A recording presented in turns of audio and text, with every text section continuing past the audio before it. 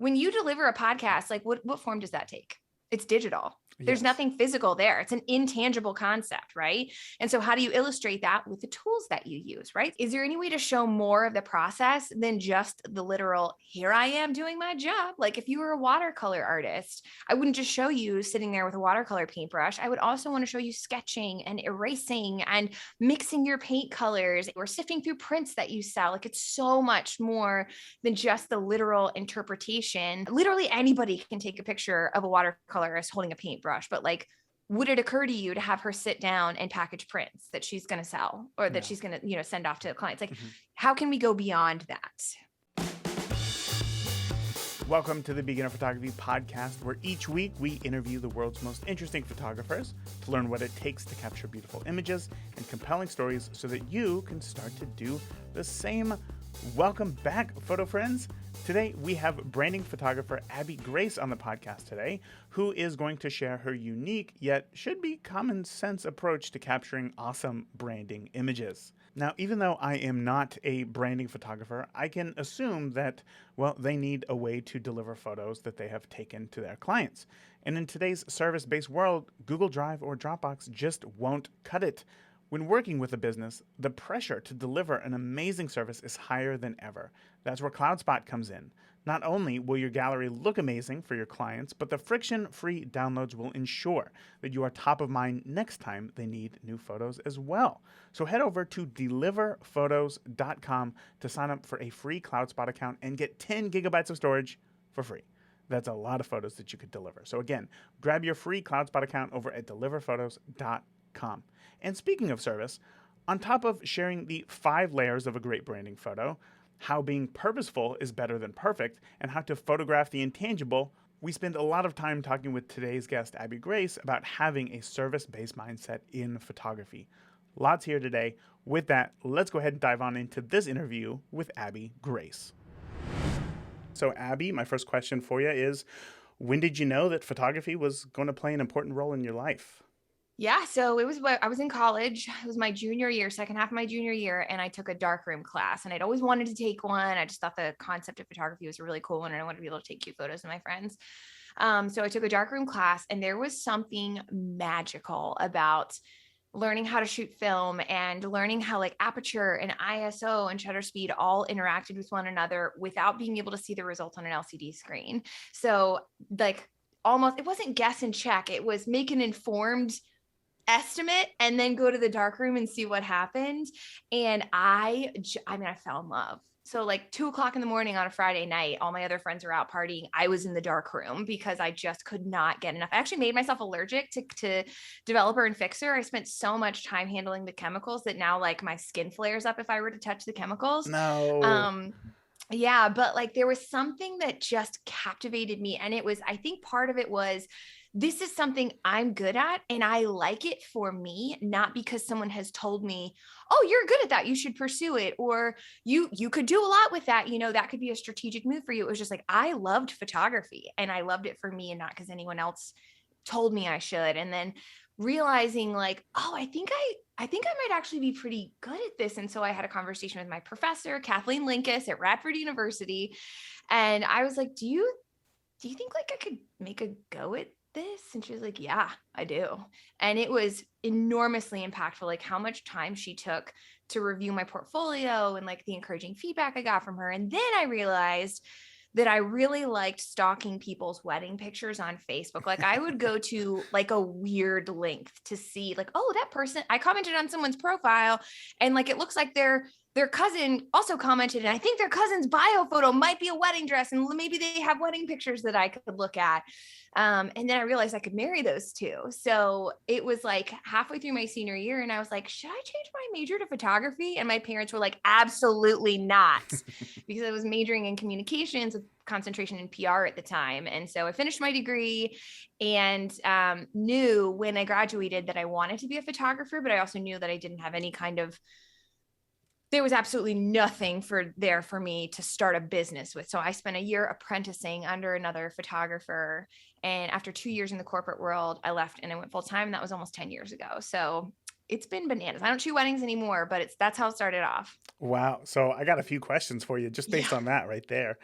I'm always interested in that discovery of photography in the first place because it there has to be right, there has to be a reason why we get into this thing, why we Mm-hmm. love this. So when you chose to take that darkroom class, and you said you just wanted to take pretty photos of your friends and whatnot, Yeah. but if I'm thinking 10, 12 years ago, there was still digital photography was around. Like, Yeah. why would you pursue that rather than I don't know, just continuing to take okay, hold on. Let me restart. Why did you decide to dive deeper into photography past just taking snapshots of friends?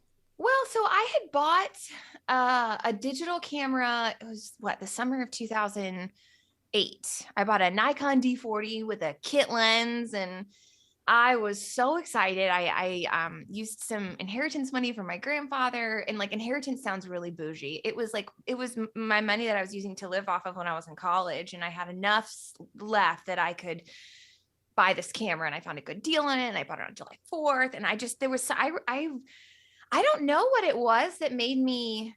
I've always loved people. I've always been a people person. I'm a huge extrovert. I think the concept of how humans interact with one another is fascinating. I'm actually writing a new posing lesson for our students inside Brand Photography Academy.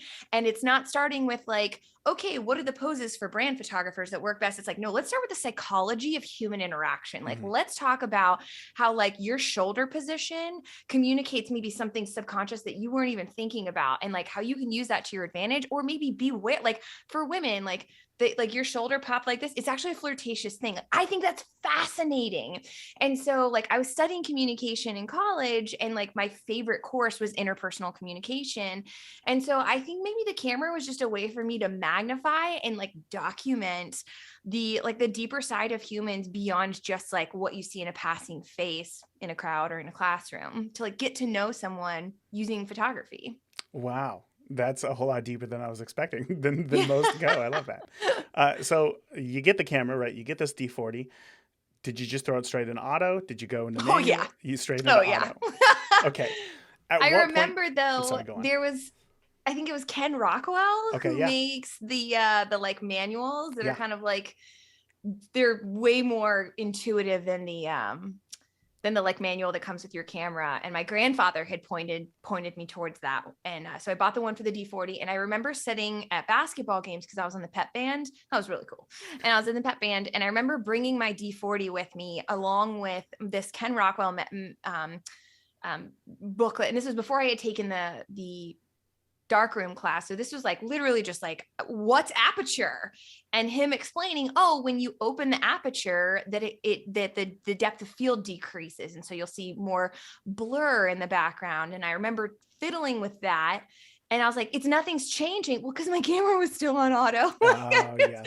Nothing was changing. But I remember that like discovery process of like what does like the mechanics of photography, and being very confused by it until I took the darkroom class. Mm. Oh, because when shooting in film, everything was going to be full manual, right? Yeah, well, I mean, like you can't change your ISO, so that's Yeah. not a factor anymore. Like you either put 400 speed film in your camera or you don't. Like Mhm. there's like that wasn't a variable that I had. I mean, it was a variable, but it was a variable that was constant for 36 exposures, so I wasn't having to worry about flipping that from scene to scene. So when you did start, so shooting in film was really the first time that you started to tackle shooting in Mhm. manual and taking control over your settings and whatnot. Yeah. Aside from starting from the beginning and learning all of it, right? That's a huge mountain. What was there anything in particular that you found to be a struggle to be able to capture the images that you wanted to? I think, wow, that's a great question. You talking like settings wise, like stylistically, Sure. like, Hmm. okay. I think at first I was struggling, like I really wanted to capture pretty things. And I was like, well, I'll point my camera at brides. Brides are pretty, right? And I think that there was I didn't understand why I was drawn to that. Like I just knew like it's pretty. I was taking the literal, like, I like this, therefore I should shoot this. I like pretty things, therefore I should shoot pretty things. As opposed to like what is it about that beauty that attracts me? Is it the story of redemption, of meeting my own husband and wanting to capture that for other people? Was it was it truly just an aesthetic thing? Because I feel like that can only get you so far for so long. Like, where is that deeper attraction? Like, why weddings? Why brides? Is it the innocence? Is it the joy? Is it the party? Is it the florals? Like, what is it? And like not realizing that that was something I because for so long I was only coming at it from the aesthetic. Like, I like pretty things. I'm going to point my camera at pretty things, which are brides and flowers. But like that, you can only shoot so many bouquets of pink peonies before it starts to get boring. And like, if you're not committed to something deeper and more some, what's the word I'm looking for? If you're not committed to something deeper than that, then the surface level aesthetic is only going to take you so far before you get bored and you want to move on. It's got to be more substantial than that. And so like, I mean, as photographers, sometimes we have to make choices about like what we choose, what kind of work we choose to do, because we need to pay our bills. But like, as an artist, you know this, it's hard work owning your own business. And if you're not in it for something more substantial than just a paycheck, like oftentimes an easier answer is to just go get a job for somebody else. You don't have to worry about EIN numbers and like, did you file your quarterly estimate? So I think that search for like, what am I really doing here? Why am I really doing this? I am a person who approaches, you and I were talking before we started recording, like I approach anything I do with a high commitment to excellence. And so if I can't do it excellently, I don't want to do it. And I also have like a very intentional, very purpose-driven person. And so I don't want to just show up and like take all the cute photos for Instagram and like Facebook and whatever. Like there's got to be something more meaningful there, because I know whatever I'm doing, like the photographs I'm taking, those are just a representative of something else. So what do they represent? And I think finding that answer and struggling to find it, like that was tough. And I didn't realize what I was looking for. So what did it take for you to find that answer? And what is that answer? Yeah, I think it was when I realized I was talking to my dad, and he had a picture of him and my mom on their wedding day as the background of his phone. And my parents' relationship has been tough throughout the years. They just had a lot of stuff thrown to them. And this was during one of those periods where like I knew they weren't getting along well. I will not forward the replay of this to them, because I don't know how pleased my mom would be about me sharing this. But they were in one of those periods where just like things weren't great. And so I remember picking up my dad's phone and handing it to him and being like, why is this your background on your phone? And it like clicked, like, oh, this is the reminder of the woman that he committed to, for better, for worse, for richer, for poorer, in good times and in bad. And like this photo is a daily visual, like almost visceral reminder of that commitment that he continues to pursue, even when he maybe doesn't feel like it. That like love can just as much be a choice as it is a feeling. It is an action as well as a feeling. And I was like, that's what I want to do. I want to help people focus on what matters most through their wedding photographs. And like what matters most on the wedding day isn't the exact combination of color palette that you use or the flowers. It is the moments between humans that remind us of why we were here in the first place. That's beautiful. That's beautiful. Now, I know that, again, you don't shoot weddings much today, so I'll make this point quick before we get into to the brand stuff. But I know a lot of people struggle with this right now, which is, I want to shoot weddings. How do I shoot my first wedding if I don't have any, weddings to show? So how did you get started to shoot weddings? Yeah, so I apprenticed under another photographer for a year. And when I say apprentice, it's just a second shot. And he was very, very generous with his time, very generous with his knowledge. He like shared the contract with me that he used with his clients. Do not recommend doing that, because chances are if you've had a lawyer write your contract, you're not allowed to do that. But his was not written by a lawyer, which was another lesson that I learned. Your contract should always be written by a lawyer.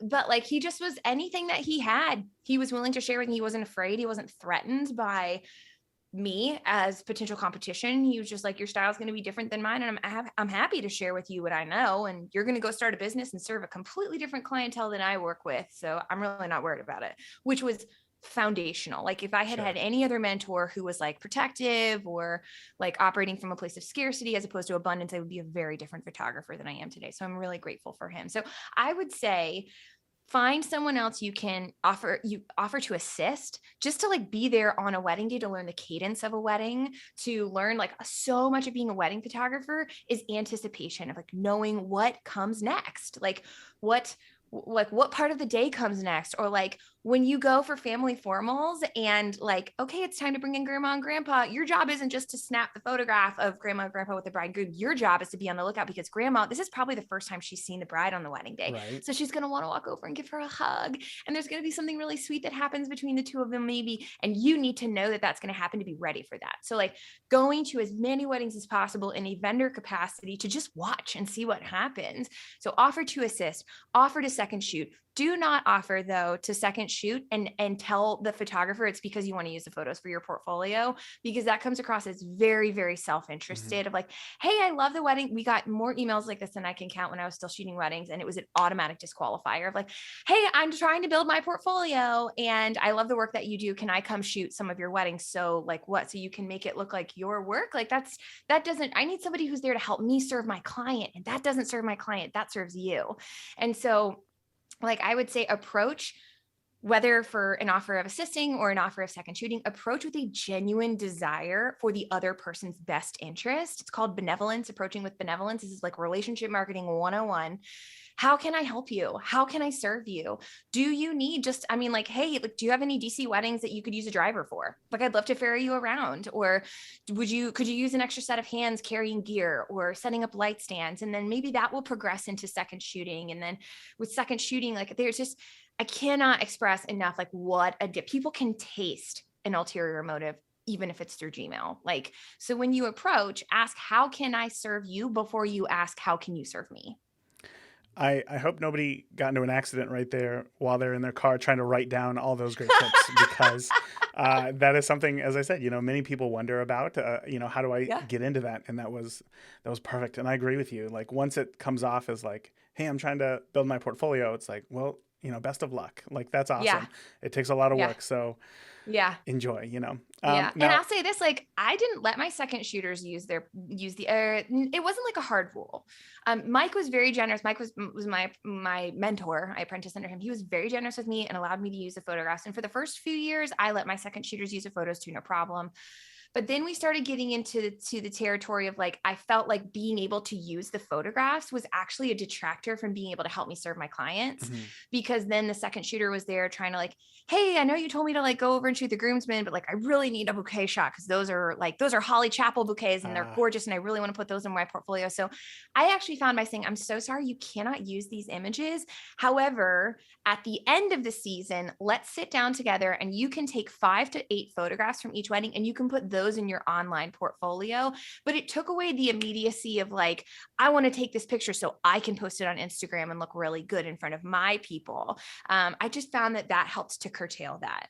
sure. Yeah. And that's definitely something that you got to think about, because a wedding day is a busy day, as to not only shoot, but then also to teach somebody on the day is a massive task. And when obviously the couple in front of you, they take precedent over that. So I get that. Yes. But weddings, okay, actually, hold on. I got one question before we move on. And that was the whole, you went to school for PR. Parents said, don't do photography. You said, you know what, I'm going to do it anyway. Yeah. I'm always interested in that decision right there. When you go to school for something and then decide, no, there's something about photography that I love so much that I want to pursue this above anything else. What was that? What made the flip switch? Yeah, what made you think, what, photography is that thing that, for so long I've dedicated so much time to PR, but right now it is photography that I love the most and I'm going to pursue that. Yeah. I mean, I think it was just the unadulterated like passion and joy that the hours in the dark room were massive. There were so many hours in the dark room and I felt like I was in a flow state when I was there. That like, I didn't necessarily like communication felt like, yeah, I'm good at this. Like I can do this. I don't have any doubt that I could go get a job in comms and be great, but like,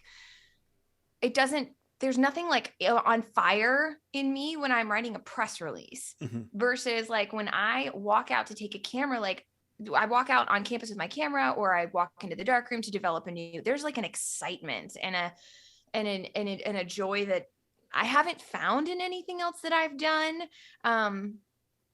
I think it was that like, this is mine. And I'm good at this. And not only am I good at it, I love it.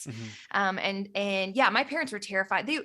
they weren't like anti-photography. They were just like, no, you can't change your major because Sure. that's going to be like an extra 2 years of school. And also, no, you cannot get a fine art degree.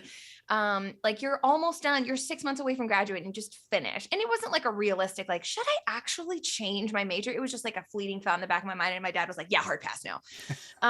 So that, yeah, I think it was just this discovery of like something that was mine and that like I was good at. I was unquestionably good at. I mean, I wasn't amazing at it at first, but it was like there's a talent here that could be cultivated and grown. And there's also like I also really love people, and this is a really cool way for me to marry my love of people with this like art form that I've always been an artistic person. Like I wanted so badly in elementary school to be a good I took a couple of drawing classes. I was horrible at them. Yeah.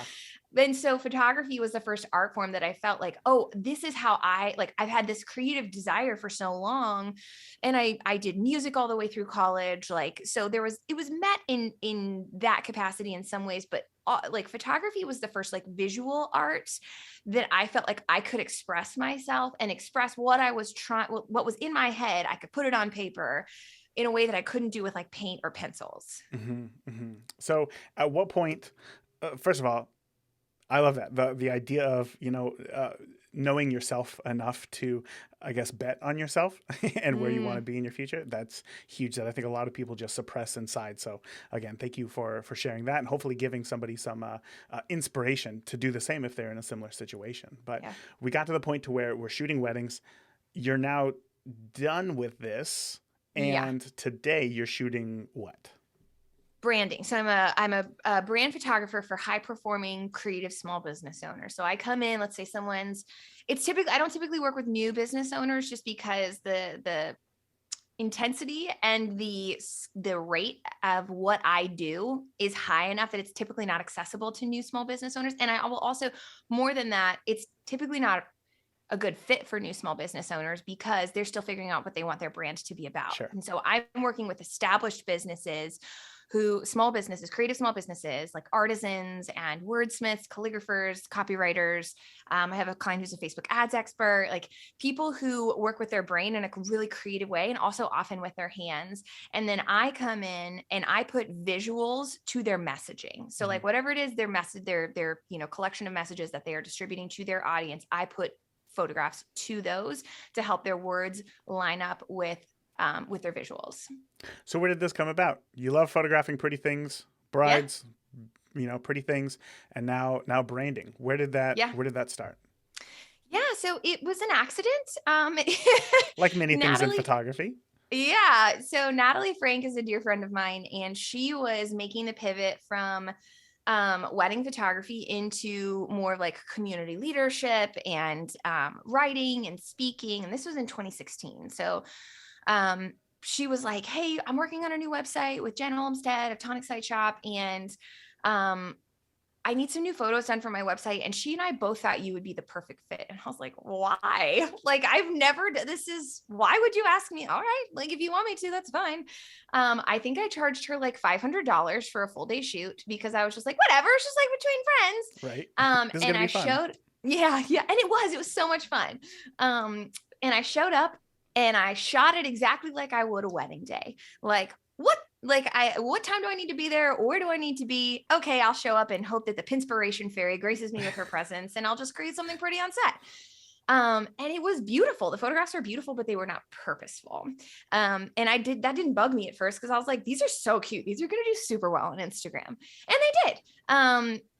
And then it was so weird. So I guess Jasmine Starr saw the photos because then we got an inquiry from a real estate agent in our area. And she said, hello, yes, Jasmine Starr referred me to you. And I was like, I'm sorry, what? Yeah.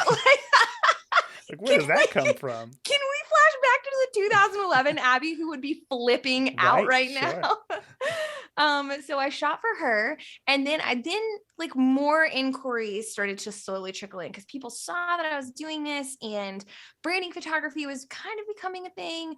And as brand photography started to pick up speed, I was looking around me and seeing all these other photographers who were calling like, oh, I shot these brand photos for someone. And like, really all it was just a collection of someone smiling at a MacBook Pro. Like, here I am smiling at my laptop. Here I am clutching my cute anthropology mug. You can tell they're brand photos because I'm tucking my hair behind my ear and laughing at the camera. And I was like, these are so boring. Like it's just the same thing over and over again in these brand photos, which were intended to help our clients stand out and connect with their people, are actually just making them blend in because it's more of the same garbage being regurgitated into the social media atmosphere.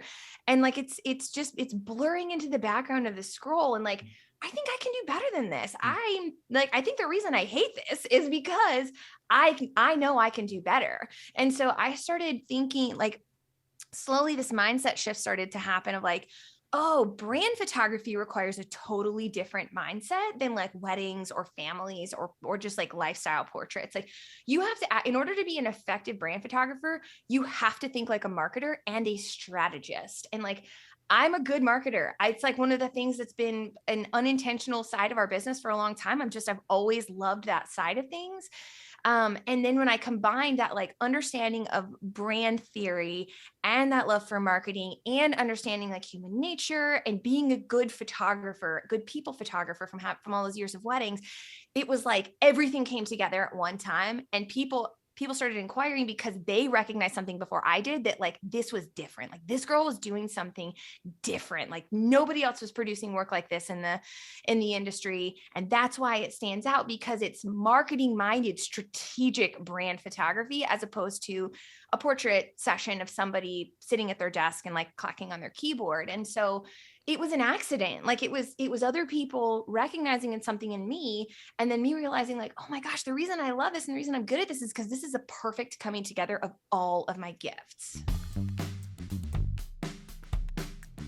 Hey, Raymond here, and we will get back to today's show in just a moment. You know, if you want to photograph people, families, portraits, weddings, engagements, you know that the elephant in the room is posing. You have a pretty good understanding of how to use your camera, you know how to make a pretty picture, but when somebody steps in front of your lens, well, imagine if you knew how to make them look their best and feel confident. That is what you can do when you understand basic posing techniques.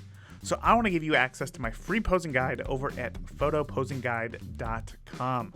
There are 9 different categories and more than 80 real example photos of poses that you can use for inspiration to rock your next session. Once again, you can download your free photo posing guide over at photoposingguide.com. Now, let's go ahead and get back into today's interview.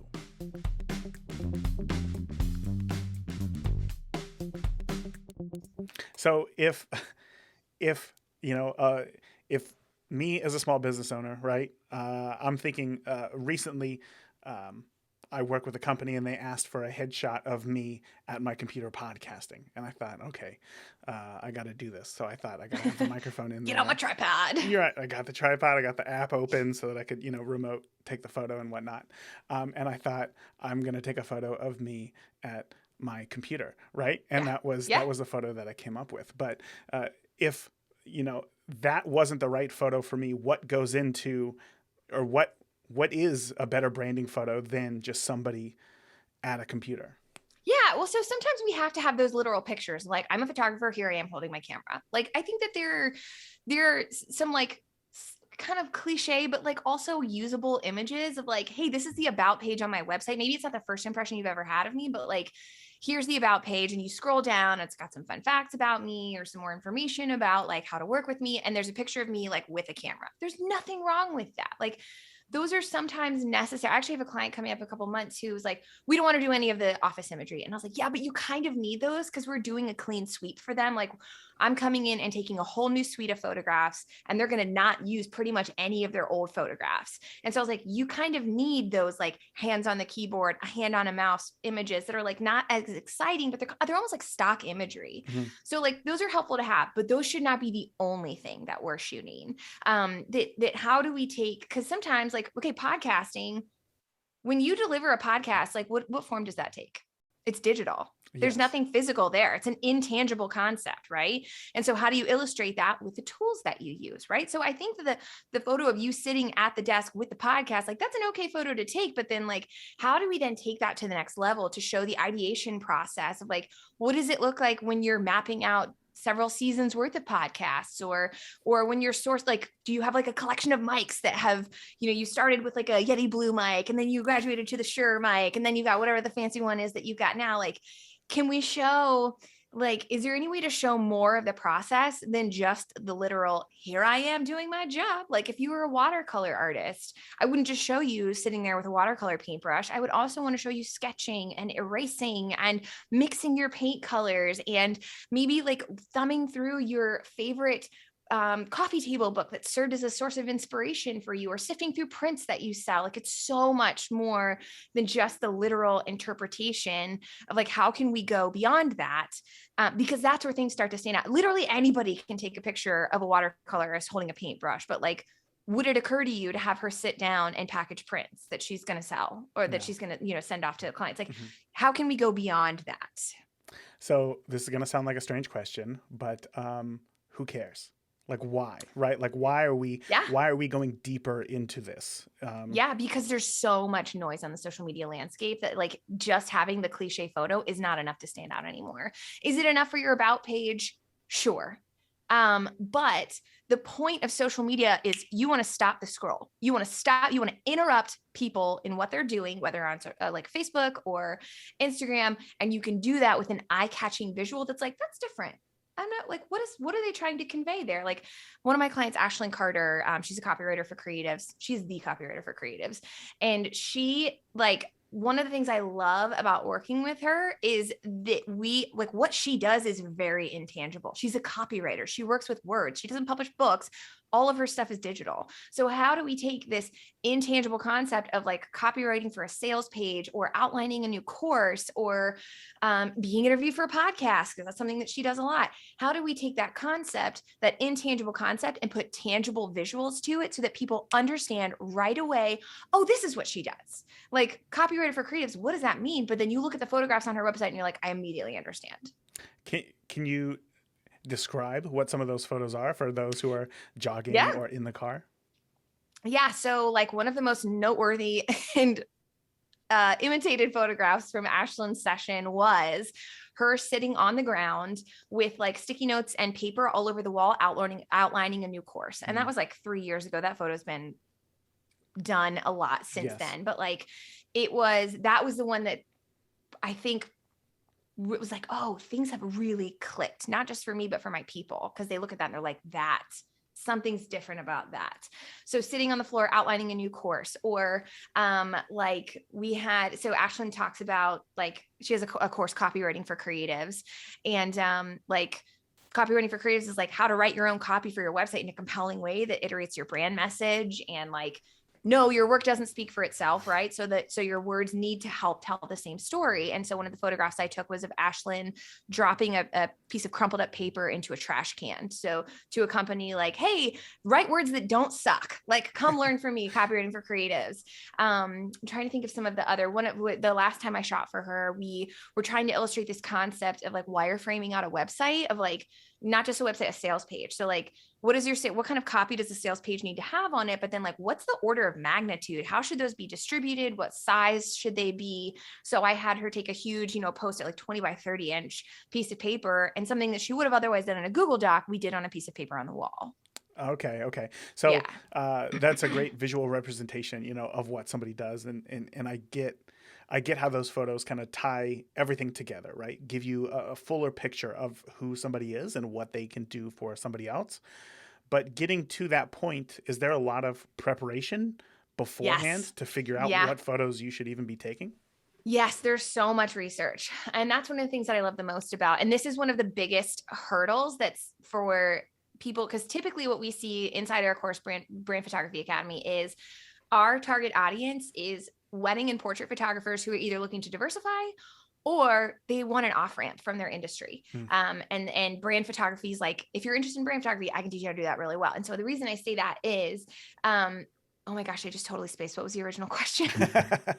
No, it was the prep. You were asking about the prep. So, but this was like, the reason I say all of that is not to be like Brand Photography Academy, but the reason I say that is because one of the biggest pieces, that like mindset shift in our students, is that you cannot just show up and like wait for the Pinspiration fairy to arrive on set. Like, the difference between weddings and family, like not to say that there's not prep with weddings and family portraits, but with brand photography, there's a ton of research that goes on beforehand so that by the time you get to the shoot, you can tell me what you're going to shoot, where you're going to shoot it, why you're shooting it, and how you're going to shoot it. Like all before you ever get there. Whereas on wedding days, I would show up and be like, do I roughly know like where we're going to shoot portraits? Yes. Do I know exactly which pictures I'm going to take?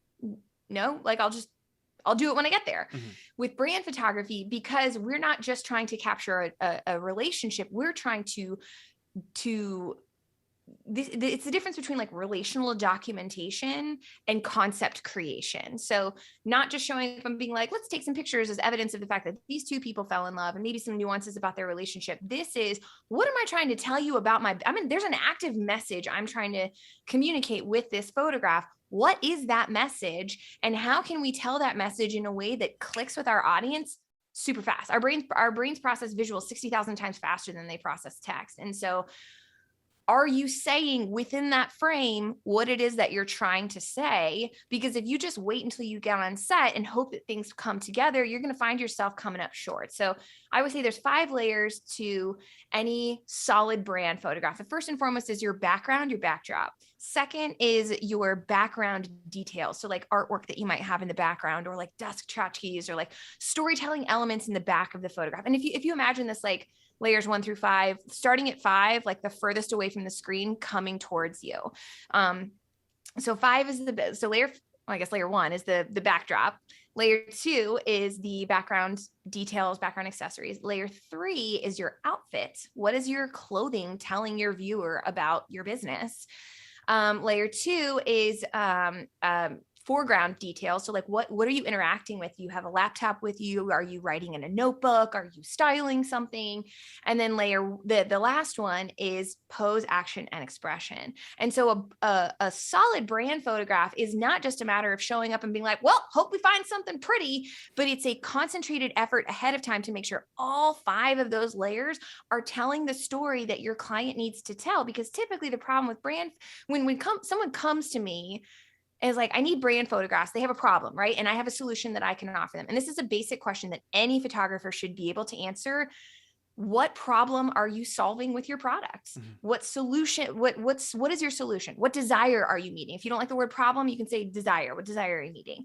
But like the problem that my clients have in some way, shape, or form is that there's a disconnect between their intentions for the brand and their audience's perception of the brand. That's typically why people find me.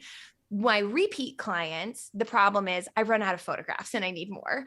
But the initial, like, what brought you to me is I'm having trouble connecting my intention with their perception. And so those 5 layers are opportunities for you to connect intention with perception by making sure you're telling the story that needs to be told and that there isn't any incongruencies like throughout those layers. So like if you're telling me, oh, I'm a high-end wedding photographer for New York City brides, but you shoot your session in like a Southern house and like you're wearing clothes from like H&M or Forever 21, which like there's nothing wrong with that. But like, do high-end brides in New York City, are they shopping at H&M? Probably not. Right. The problem, like, does the very material that you put on your body, is that speaking to telling the same story that you want to connect with, the reinforcing the message that you're trying to communicate with the photograph? So this is a very long answer, sorry, but like the question of, is there prep? Yes, because when we prep well, it means we story tell well, because we're not just relying on showing up and hoping that those elements come together on their own.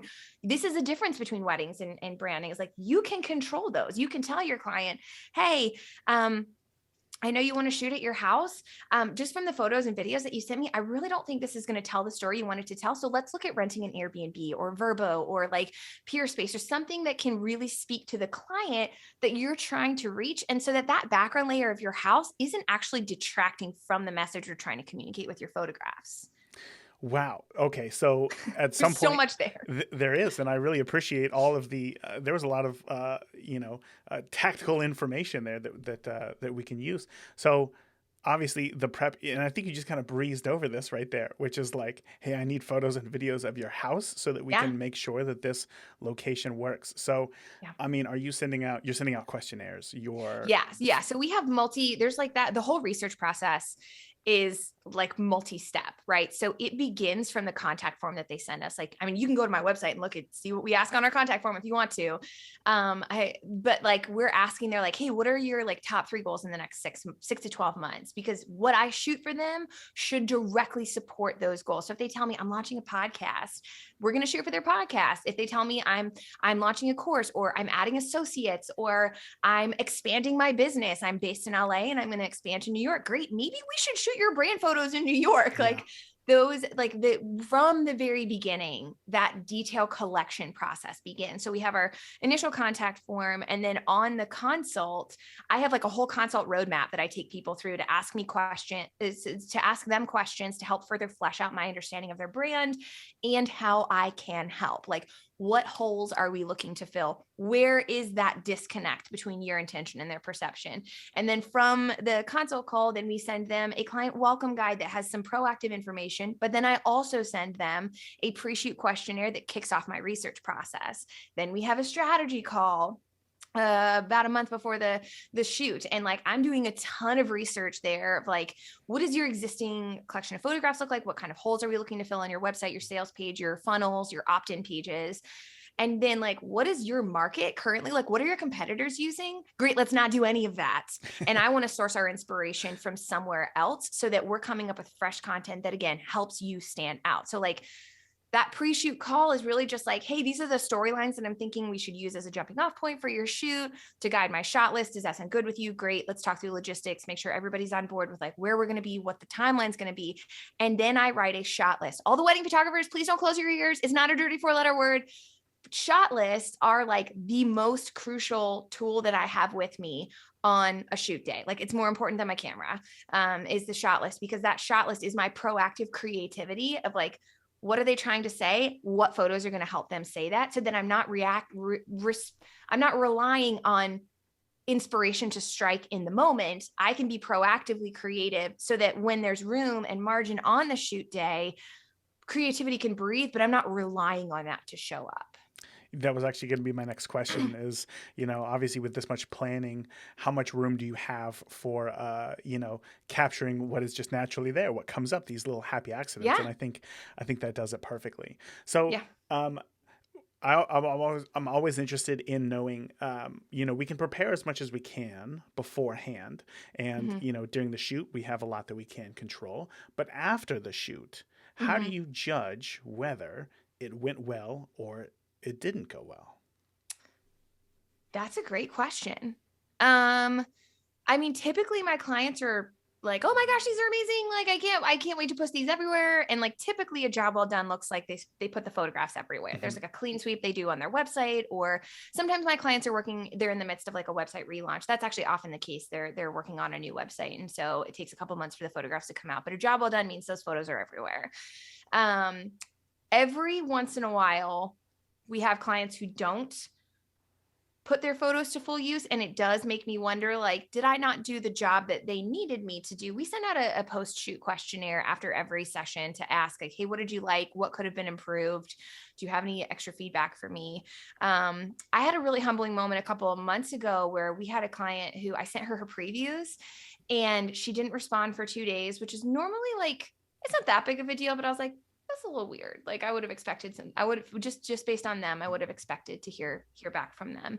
And when I did hear back from them, she was so kind. She was like, I don't think this is a reflection of you. I think that this is just my personal insecurities, but like, I hate the way I look in these photographs. And I was like, oh my gosh, the worst case scenario. Like, right. You just spent thousands of dollars on this shoot and you hate your photographs and you're not going to use any of them. Wow. And so, in that moment, like, I was like, okay, my number one goal is for you to be able to get maximum usage out of these images. This was a full day shoot. It was a lot of time off your calendar to prep for this. Like, I'm willing to reshoot this if we need to, if it came down to the fact that I did not do a good job for you. I don't think that's the issue here. So let's try a couple different things before we go to reshoot, before we go to the like reshoot option. Yeah. And it turns out my editing was off.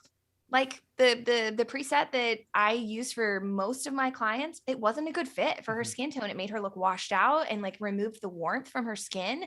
And once I fixed that, she was thrilled with the photographs. But like that, I haven't heard back from you in a couple of days after I sent your preview. Something's up. I never want to let things die there, because if something's not right, I want to make it right. How can I make you thrilled with these photographs so that you're happy, but that so that when you depart from me, that we can do so with you continuing to want to recommend me? Because like Right. 75% of our clients are booked based on referral. So yeah, if it doesn't go well, the solution there is to find out why and what can I do to make that right. But yeah, going back to your original question of the litmus test of how can you tell if it went well, did they put their photographs everywhere? Gotcha. And that makes sense. I mean, obviously, if somebody's going to invest in something like this, and if they don't post those photos, that can be a bit of a red flag. Yeah. I missed a question I was thinking about before we get to the point of delivery and where Yeah. they're on set. I know that, as somebody who has photographed many brides, couples, I'm sure that you got often, we're worried about feeling uncomfortable in front of the camera. Yeah. Do you get the same hesitation working with creative entrepreneurs? Yeah, there's some of that. I would actually say most of my clients are like, I don't like being photographed, but it's a necessity. Like, this is an investment that I'm making for my business in the same way I don't like doing my taxes. I mean, I would hope that this would be more fun than doing your taxes. You almost made And me it spit out my always, tea there. Yeah. it always is more fun. But for some of my clients, it really is like, I'm doing this because I know I need to, not necessarily because I want to. Where it's like, I love having my photo taken. I think it is so fun. I can't wait to have brand photos taken again. But I know that anxiety is real. And it's more of like, I'm here to do my job, not necessarily for you to document this like joyful day. Mm-hmm. So I always tell my clients the exact same thing. I told all my wedding clients the same, because, often like you have grooms that would show up with like a similar attitude of like, I'm Sure. here because I know I need to be. Yeah. And so you try to make it fun for them and you encourage them and you tell them how great they look. But I start every session off the same way. Like, just so you know, if you're nervous, totally normal. The first 15 minutes of any portrait session are always awkward. Like the whole like Ricky Bobby, like, what do I do with my hands? So like, don't worry, I'm going to make you look great. Like, it's not up to you to perform. I'm going to pose you in a way that's flattering and I'm going to tell you exactly what to do. So the pressure's not on you. You just have to show up and follow direction. That's all you have to do. And that typically helps. It is still nerve wracking for them for the first like 15 minutes. I actually had a client take a shot of tequila before a session one time. That'll calm the nerves. Yeah. But I think just like being very affirmative, or affirming helps go a long way, in addition to that disclaimer. And I'll sometimes use myself as an example. Like, I'm the same way. Like when we have family pictures taken, all my common sense goes out the window. I'm like, does this look natural? And like, if you can make them laugh, great. But that disclaimer by being like, yo, it's totally fine. Everyone, because I think the fear comes from like, I'm the only one who feels this way. No, you're Sure. not. Everyone feels that way. And it's okay. Yeah, I use I say, unless your last name is Kardashian, nobody feels really comfortable in front of a camera, Yeah. and it's totally normal. So just, that's go a good ahead one. and I like that enjoy line. it. I want to know, when you think back to those earliest photos, right? Because as photographers who have been in it for a while, the goal obviously is to continue to get better. We learn something new, we put that into practice, we get better, process continues. When you go back and look at your earliest photos, right, as difficult as it may be sometimes, what are some of the elements that stand out as, wow, this is an amateur photo? I've come a long way since then. As a brand photographer or as a wedding photographer? However you want to answer that question. I'll answer that as a brand photographer. Because I was already a very good photographer by the time I started shooting brands. So I look at that work and I'm really what's matured is the content inside the frame, not the mechanics of how that photograph was made. So I'm not really looking at lighting. I already knew how to use lighting. I'm not looking at exposure because I was already good at that.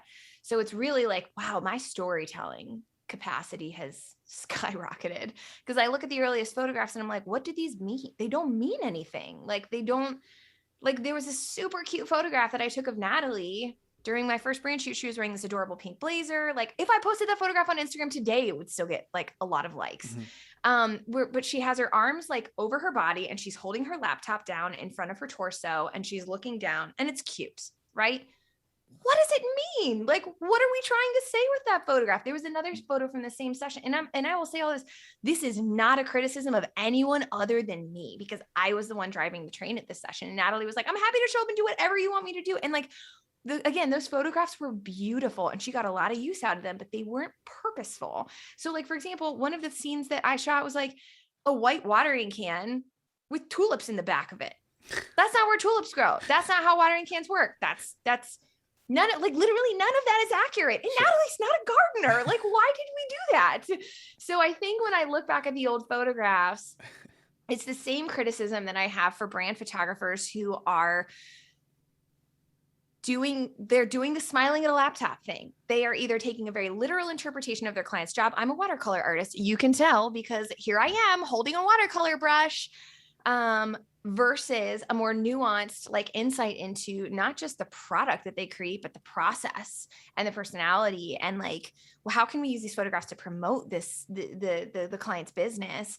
So that lack of nuance, I think, and the obvious, like, here I am, like, literal interpretation of a job.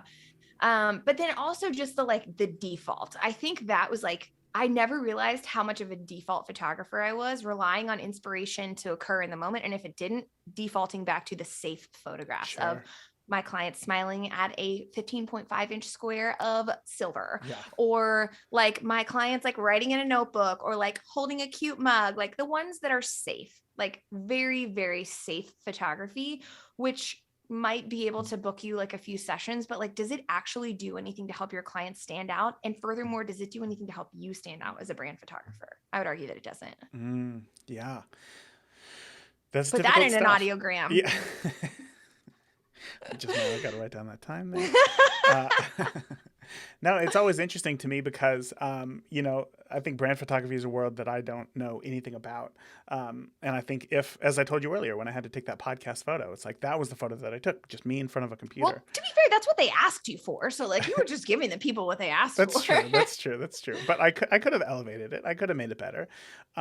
Are there any maybe simple questions that we could ask ourselves if we're just getting into brand photography? How do we add, I mean, you gave us the 5 layers of, branding photo.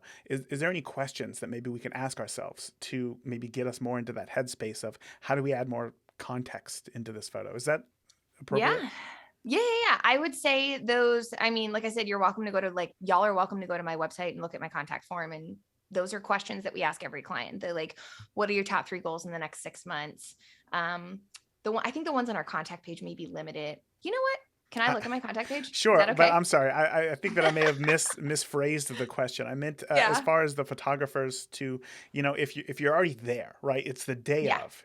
You're okay. there. Okay. I understand. Yeah. What questions could we ask ourselves to get us more into the headspace of what can I add into this photo that's more than just a coffee mug or a MacBook?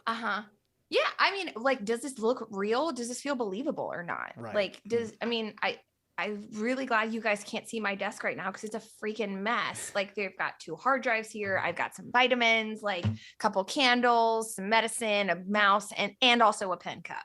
So when you go to a brand shoot and you're like, here's the client's perfectly clean desk with their MacBook and their pen, there's like 1 pen and 1 notebook and the rest of it's clean. I'm like, I'm sorry, I don't believe you. Like, unless you live in a restoration hardware catalog, like that's not what your actual desk looks like. So let's put a little bit, does this feel real or not? And I think this is one of those things. This is another headspace where like wedding and family photographers have to make a pivot mindset wise. Is weddings, everything has to look perfect, right? Like, how long do we spend photographing the bridal details, getting the perfect flat lay, fixing her dress so that it looks as picture perfect as possible, because that's what the wedding industry wants. That's not necessarily what your branding clients want. These photographs, if we're photographing something that's meant to feel behind the scenes, make it look behind the scenes. We don't need perfect. We need purposeful. And so if you approach with this attitude of perfection, what you're actually doing is distancing your client from their audience, because you've just made their work setup look unrelatable and unbelievable. And that doesn't serve them. So instead, like, what could you add back into the scene? Like, okay, yeah, you've got your desktop, you've got your white desk, you've got your MacBook. Do they have a keyboard? Do they have a mouse? Is there a candle that they use? Don't just put a notebook on the desk. Like, put a notebook and a book and some crumpled up like paper, or like something to make it look like if you were actually shooting them at work, what would this desk actually look like?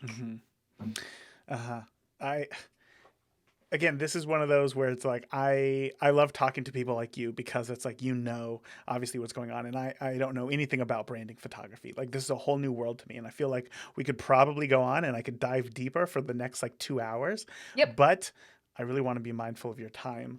And also your listeners' time.